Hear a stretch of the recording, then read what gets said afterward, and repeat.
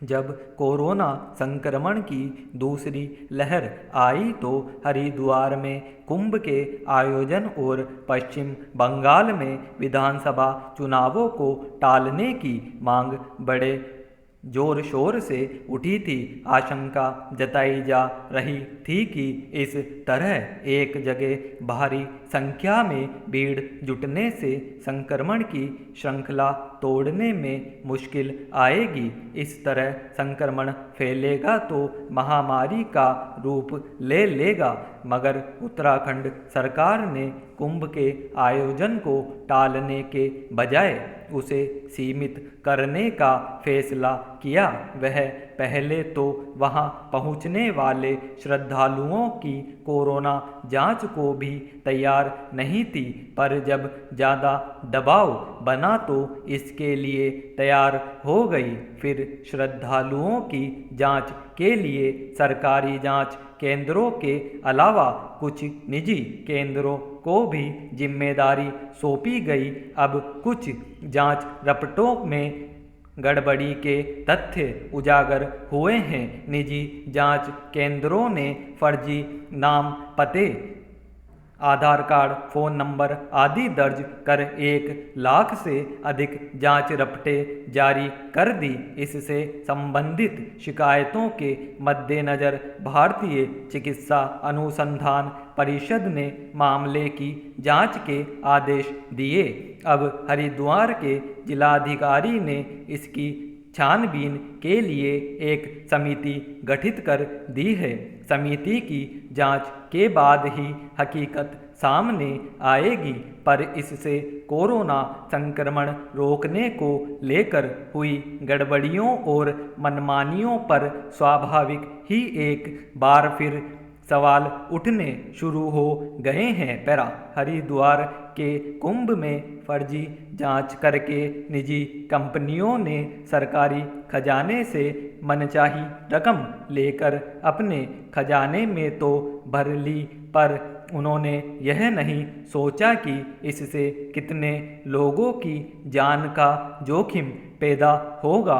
उनकी वजह से न जाने कितने संक्रमित लोगों की पहचान होने से रह गई और वे दूसरों में विषाणु फैलाने का माध्यम बने होंगे। विचित्र है कि एक ऐसे वक्त में जब देश की तमाम सरकारें संक्रमण रोकने, इलाज की सुविधाएं जुटाने में हलकान थी, अस्पतालों में जगह कम पड़ गई थी, ऑक्सीजन की कमी के चलते लोग दम तोड़ रहे थे, तब हरिद्वार में कुछ निजी कोरोना जांच केंद्र अपनी जेबें भरने के लिए फर्जीवाड़े में जुटे थे। हालांकि हरिद्वार कुंभ में हुआ फर्जीवाड़ा कोई अकेला मामला नहीं है। उत्तर प्रदेश में भी कोरोना से जुड़े उपकरणों और दवाओं, ऑक्सीजन सिलेंडर आदि की खरीद को लेकर भारी पैमाने पर घोटाले के आरोप लगे। बिहार में भी जांच और इलाज आदि में फर्जीवाड़े के आरोप लगे। इसी तरह कई राज्यों में अस्पतालों में बिस्तर उपलब्ध कराने, ऑक्सीजन सिलेंडर दिलाने, जरूरी दवाएं उपलब्ध कराने आदि में घोटाले के आरोप हैं। अनेक दवा विक्रेताओं को दवाओं के अवैध भंडारण और मनमानी कीमत पर उन्हें बेचने के आरोप में गिरफ्तार किया गया। पैरा मानवीय तकाजा है कि आपदा के समय लोग एक दूसरे की मदद करें। इस महामारी के दौर में बहुत सारे लोगों ने व्यक्तिगत और संगठन स्तर पर सराहनीय काम किए, जिससे सरकारों को इस समस्या से पार पाने में मदद भी मिली। मगर जिन्हें सिर्फ अपनी जेबें भरने की चिंता होती है, वे भला किसी की जान की भी परवाह कहाँ करते हैं। अब मध्य प्रदेश से खबर है कि वहाँ के कई शहरों में कोरोना काल में धड़ाधड़ अस्पताल खुल गए, जिनमें जरूरी सुविधाएं तो दूर चिकित्साकर्मी तक ही नहीं हैं। एक ही डॉक्टर का नाम कई अस्पतालों में दर्ज था। वहाँ किस तरह लोगों का इलाज हुआ होगा अंदाज़ा लगाया जा सकता है। अब ऐसे लोगों के खिलाफ कड़ी और सबक याद रखने वाली कार्रवाई नहीं की जाती।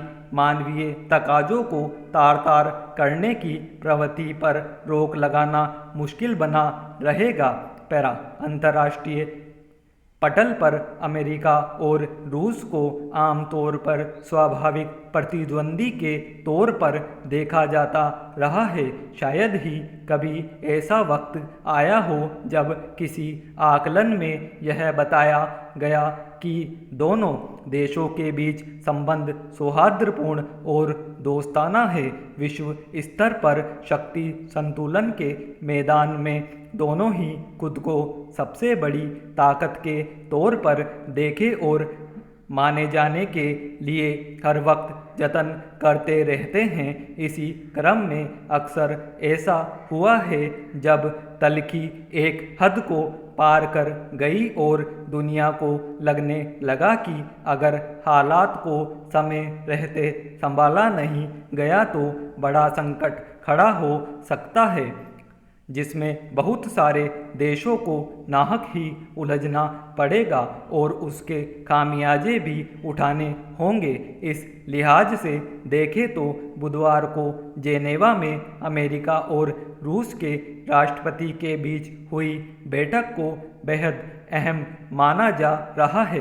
हालांकि जो बाइडेन और व्लादिमीर पुतिन की बैठक के नतीजे के तौर पर दोनों ओर से कुछ घोषणाएं हुई है, लेकिन दोनों देशों के बीच टकराव के जो मुद्दे रहे हैं उसके मद्देनज़र आने वाले दिनों में यह देखना होगा कि उनका क्या हल निकल गया है। पैरा दरअसल पिछले कुछ समय से रूस और अमेरिका के बीच लगातार तनाव बना हुआ था। जासूसी, मानवाधिकार और राजनयिकों की वापसी आदि मसलों पर आरोप प्रत्यारोप चल रहे थे। ऐसे में अव्वल तो इस तरह की बैठक में सहजता की उम्मीद नहीं थी। दूसरे यह माना जा रहा था कि इसका कोई ठोस नतीजा नहीं निकलेगा, लेकिन इस बुरे दौर में दोनों देशों के राष्ट्रपति जब मिले तो उन्होंने खासा वक्त लिया। इसके बाद पुतिन ने बैठक को बेहद रचनात्मक बताया तो जो बाइडेन ने सकारात्मक कहा, यानी दोनों के रुख में प्रथम दृष्टया नरमी के मद्देनज़र तस्वीर में बदलाव की उम्मीद की जा सकती है, मगर कई अहम बिंदुओं पर जो दूरी दिखी उससे साफ है कि ताज़ा बैठक तभी ठोस नतीजे दे पाएगी जब दोनों पक्षों के बीच औपचारिकता से आगे बढ़ने की इच्छा शक्ति हो। मसलन साइबर सुरक्षा के मसले पर रूस और अमेरिका सहमत है, लेकिन जब तक इससे संबंधित कोई कदम उठाकर इस पर पहल नहीं की जाती तब तक इस सहमति का कुछ हासिल सामने नहीं आएगा। पैरा गौरतलब है कि हाल ही में टेक्सास में अमेरिकी तेल पाइपलाइन प्रणाली पर हुए हमले को दुनिया भर के लिए एक गंभीर साइबर चुनौती माना गया था। इसके समांतर रूस की स्वास्थ्य व्यवस्था भी इसी तरह के साइबर हमले का शिकार हुई। अगर इस प्रवृत्ति का विस्तार हुआ तो प्रत्यक्ष युद्ध के बजाय इस तरह के हमलों से किस पैमाने का नुकसान हो सकता है इसका सिर्फ अंदाज़ा लगाया जा सकता है। याद रखा जाना चाहिए कि दोनों ही देश परमाणु शक्ति से लैस है और खुद को एक दूसरे से कम करके नहीं देखते हैं। यूँ ताज़ा बैठक के बाद दोनों पक्षों के साझा बयान में यह कहा गया कि परमाणु युद्ध कभी नहीं जीते जा सकते और कभी नहीं होने चाहिए। उम्मीद है कि साइबर संजाल के टकराव में इस संवेदनशील पहलू पर पर्याप्त सावधानी बरती जाएगी, लेकिन क्या यह सदिच्छा हथियारों के नियंत्रण के मामले में भी एक वास्तविक कार्य योजना भी सामने लेकर आएगी? इसके अलावा अमेरिका की नज़र में रूस में अलेक्सी नवेलनी की गिरफ्तारी मानवाधिकार हनन का मुद्दा है, तो रूस यह मानता है कि अपने आंतरिक मसलों पर उसे अमेरिका के भाषण की ज़रूरत नहीं है।